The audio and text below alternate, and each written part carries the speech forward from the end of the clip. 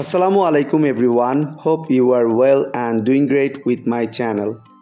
আজকের এই ভিডিওতে আমি আপনাদের সাথে শেয়ার করব একটি অ্যাডভান্স ইংলিশ স্ট্রাকচার। সো ভিডিওটি না টেনে শেষ অবধি দেখুন। পড়াশোনার জন্য রাজুক স্কুলে গেলে কেমন হয়? প্রতিদিন রাতে দুধ খেলে কেমন হয়? রেস্টুরেন্টে কিছু খাবার খেলে কেমন হয়? দুপুরে একটু ঘুমালে কেমন হয়?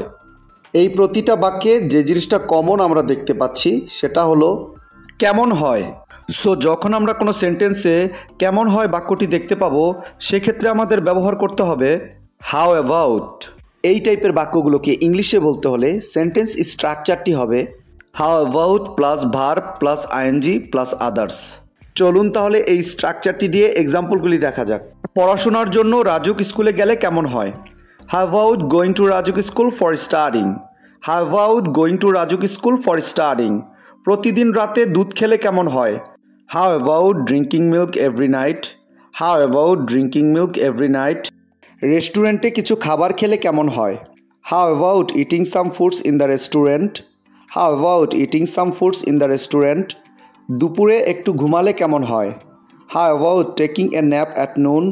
How about taking a nap at noon? I hope এই স্ট্রাকচারটা আপনারা ভালোভাবে বুঝতে পেরেছেন। Now it's your turn. তার সাথে কথা বললে কেমন হয়? তার সাথে কথা বললে কেমন হয়? এই বাক্যটি ইংলিশে কী হবে আপনারা কমেন্টে লিখে জানাবেন।